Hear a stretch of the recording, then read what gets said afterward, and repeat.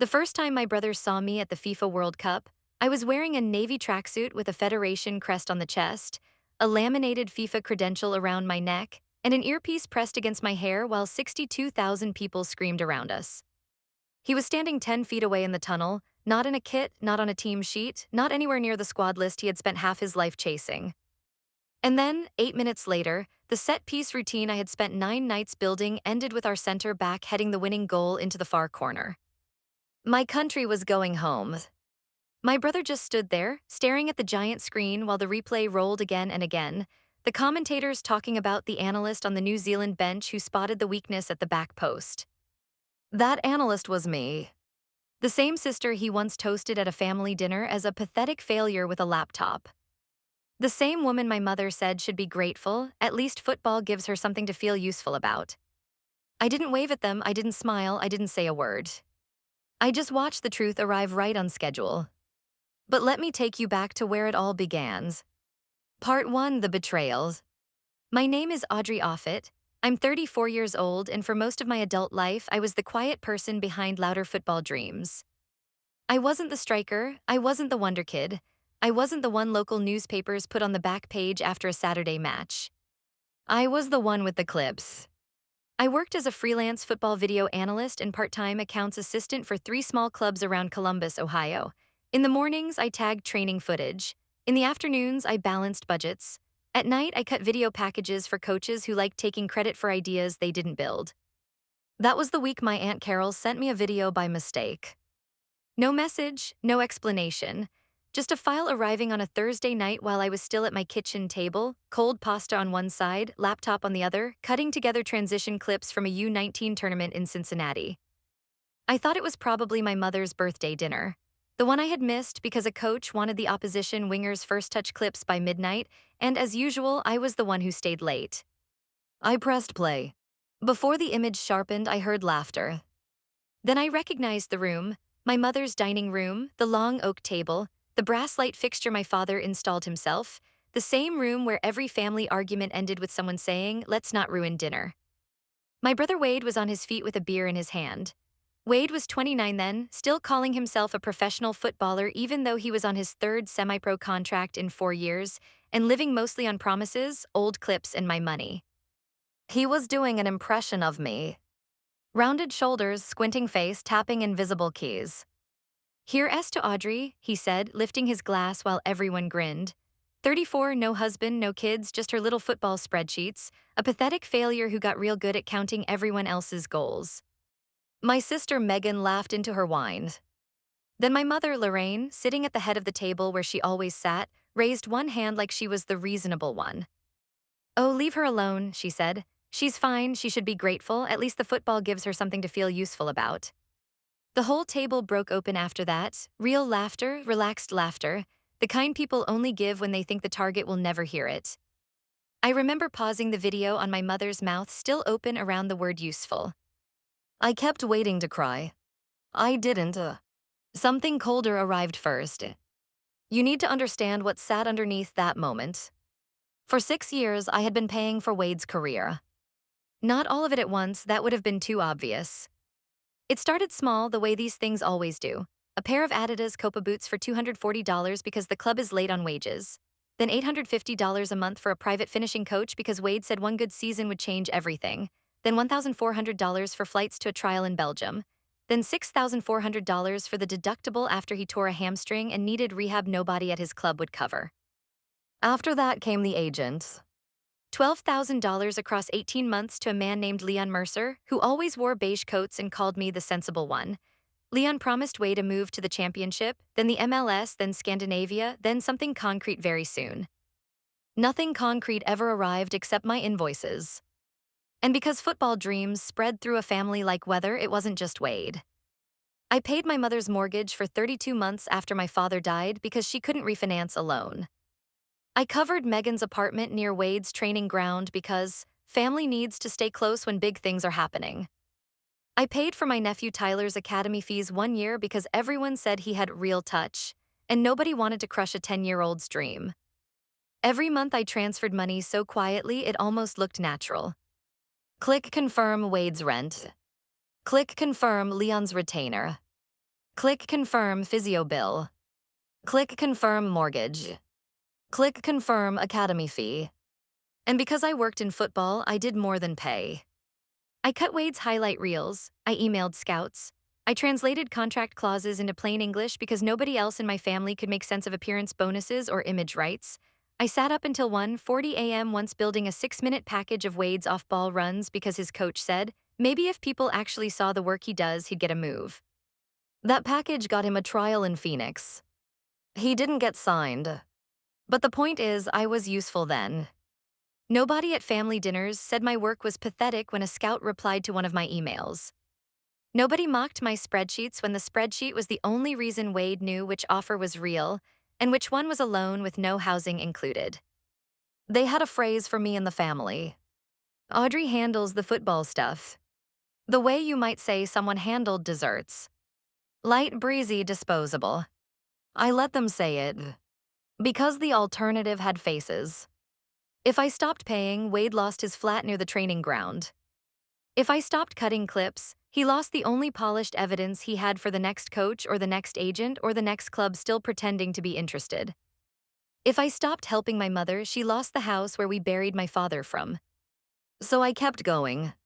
And yes, I know how that sounds. I know what smart women are supposed to say in stories like this. We're supposed to announce that we saw through everyone from the beginning and never really cared. That's not true. I loved them. That was the trap. 3 days after I saw the video, Wade texted me exactly the way he always did. No hello, no shame.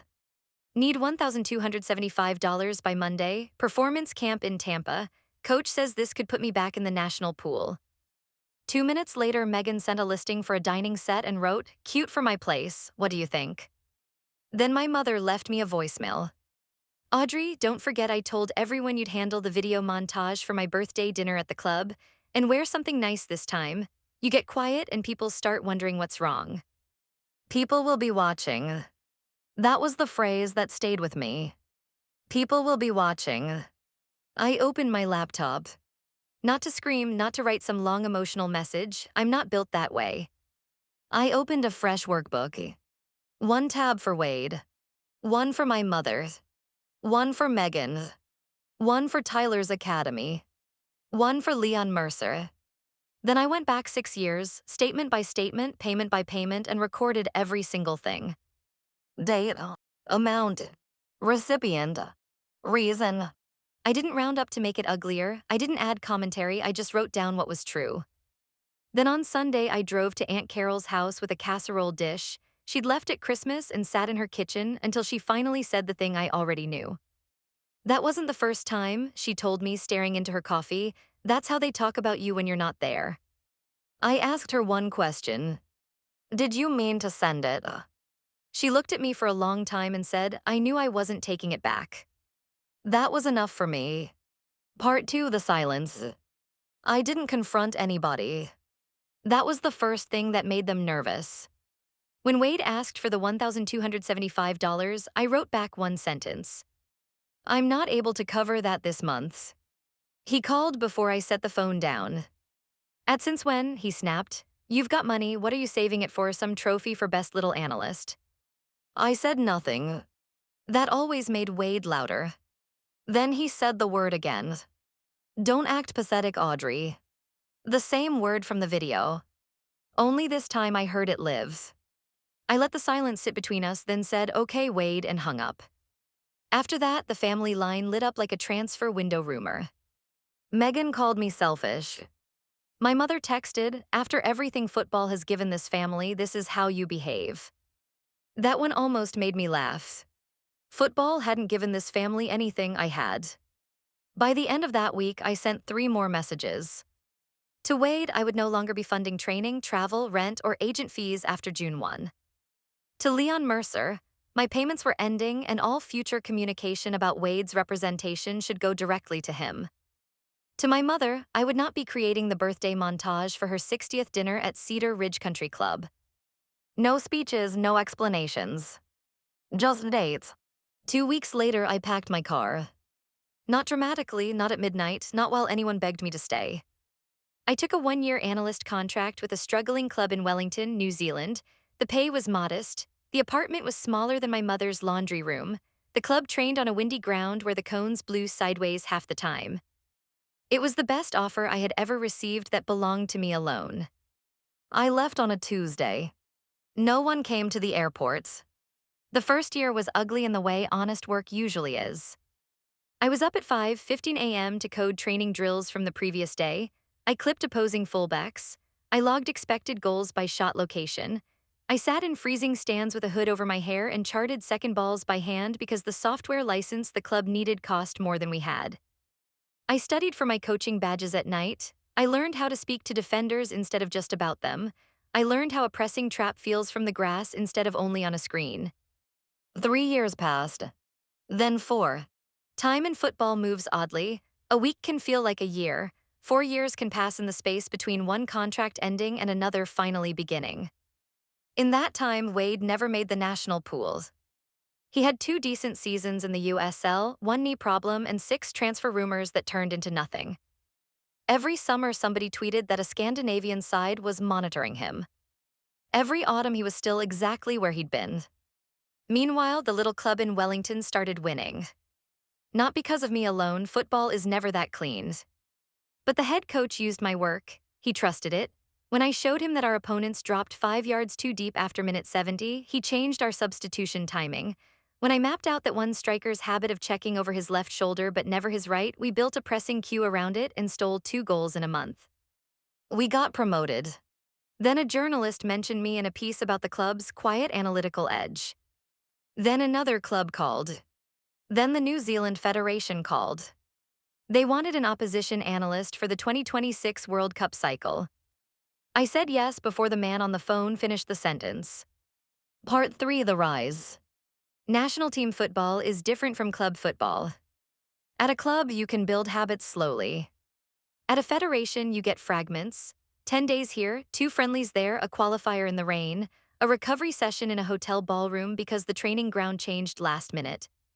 You learn to see fast. I loved it. I loved the whiteboards at 6:00 a.m. I loved the coded clips. I loved sitting 3 rows behind the bench with a laptop open and a second screen showing defensive rest positions while everyone else watched only the ball. Most of all, I loved that nobody there asked me to prove I belonged every morning. They just handed me the work. We qualified through the playoff route. Not stylishly, not romantically, honestly. A 1-0 away result in Lima. A grinding 0-0 in Wellington with 3 blocked shots in stoppage time. A roaring night in Auckland where our left back, a schoolteacher 2 years earlier, played the match of his life. When the final whistle blew and we knew we were going to the World Cup, the players ran to each other. The coaches hugged. I just stood there with my headset half off, looking at the screen where the word qualified kept flashing like something I wasn't supposed to touch. I thought about the old dining room for exactly 2 seconds. Then I went back to work. Because qualification is one thing. The tournament is another. In the months before the World Cup, our group was announced. One of the teams in it was my home country. The federation that had once rejected my resume with a polite email saying they were looking for candidates with more direct football experience. The same federation whose assistant staff now included Rob Carver, Wade's old coach from Ohio, the man who used to slap my printed reports against his thigh and say, "I pick players, Audrey, not spreadsheets." Wade called me for the first time in almost 2 years when the draw came out. I let it ring. He texted instead. "So that's your big moment, hiding behind another country's bench." I looked at that message for a long time. Then I locked my phone and went back to coding corner kick sequences. The week before the match, every newsroom back home ran the sentimental version. The underdog story. The woman who left Ohio and made a World Cup staff. One local station even found old footage of me filming youth games on a bar tripod in 2018. My mother saw it apparently because Megan sent me a screenshot of Lorraine in the family group chat writing, "Funny how she remembers football now." No congratulations. No pride. Just that. I didn't answer. I was busy preparing the biggest game of my life. Their team pressed high for 20 minutes, then got cautious. Their center backs attacked the first post aggressively on defensive corners. Their back post defender, usually the weak side fullback, lost visual contact whenever the crowd rose before the kick. I found it in 5 matches. Same flaw, different opponents. On the sixth viewing, I clicked pause, leaned back, and knew exactly how we would try to hurt them. Near post decoy. Goalkeeper screen. Delayed run to the back stick. We practiced it 11 times across 3 sessions. Not because 11 is magical. Because on the 8th rep our timing was still half a step late, and on the 9th our blocker turned too soon, and on the 10th the service drifted. On the 11th the run landed perfectly. Nobody celebrated in training. The best work rarely looks dramatic when it's being built. Part 4, the justice. Match day felt strangely calm. That surprised me. I had imagined anger, or nerves, or the old family ache rising up just because the badge on the opposite bench came from home. What I felt instead was clarity. By halftime, it was still 0-0. In the 78th minute, I passed the note down the line. Set piece package 3, next corner. In the 82nd minute, we won it. Left side. Exactly where we wanted it. I watched our taker place the ball, watched our center back drift casual, almost bored, watched the near post decoy drag 2 markers with him. Then the service bent high and late. Back post. The fullback lost sight of his man for 1 second. 1 second is enough at a World Cup. Header, net, and then sound, just pure sound. Our bench emptied, players sprinted, assistants shouted, my headset slipped half off, I didn't run. I just stood there with both hands pressed to my clipboard while the replay went up on the stadium screen and the commentators started breaking it down. Brilliantly prepared. Targeted the weak side. Textbook analysis. Then, because football can be cruel in ways that are also perfect, the broadcast camera cut to the opposition bench. Rob Carver had both hands on his head. A few seconds later it cut again, this time to a hospitality box. And there they were. My mother in a cream blazer. Megan beside her. Wade in Federation guest seating, not in boots, not in a warm-up top, not in the tournament. Just watching. All 3 of them staring at the screen where my name flashed under staff, opposition analyst. We saw the game out. At full time, my country was eliminated. In the mixed zone afterward, cameras crowded around our head coach. He thanked the players first, then the staff, then he said my name out loud. Audrey saw the back post pattern 3 matches ago. That goal belongs to the players, but the detail came from her. I didn't cry then either. I just nodded once and kept walking. In the tunnel, Wade tried to stop me. Not dramatically, no big scene. Just one step into my path, his accreditation lanyard from some sponsor event swinging against his shirt. You could have helped me, he said quietly. That was the first honest thing he had ever said to me. Not congratulations. Not I'm proud of you. Not I was wrong. Just the real wound, the real loss. You could have helped me. I looked at him for a second and saw the whole thing clearly. All the years, all the payments, all the jokes, all the careful disrespect of people who confuse usefulness with love. Then I said, calm as ever, I did help you, Wade, for 6 years. And I walked past him. Ending reflection. We didn't win the World Cup. That's not this kind of story. But we made history for our federation, and my work opened doors no one back home could close again. 3 months later, I was offered a senior analysis role with a European club. 4 months after that, one of my old reports was being taught in a licensing course. As for Wade, the last I heard he signed a short contract in the 2nd tier and gave an interview about how football is political now. Maybe it is, but not in the way he meant. My mother sent me one message after the tournament. I didn't realize. That was all. I believe her in a way. People like my mother only realize once the whole world has attached value to the thing they dismissed in private. I never wrote back. Not because I was bitter. Because silence finally belonged to me, and I had learned the difference between being quiet and being small. That, more than the credential or the tunnel or the replay on the stadium screen, was the part that mattered. The public justice wasn't the goal itself. It was the look on their faces when they understood that the person they treated like background had been doing first-team work the entire time. That the woman they laughed at for her laptop had just helped write a World Cup result. That the pathetic failure was the only one among us who kept showing up early, staying late, learning more, and asking for no applause at all. If there's anything I carried out of that stadium, it wasn't revenge. It was relief. Relief that I no longer had to fund somebody else's dream to feel useful. Relief that football, for the first time in my life, belonged to me instead of to the people using me. And relief that when the biggest moment came, I didn't need to humiliate anyone back. I only had to stand where my work had taken me and let the truth introduce itself. That's my story. A mistaken video. 6 years of carrying louder people. 4 years of quiet work in the wind. 1 World Cup.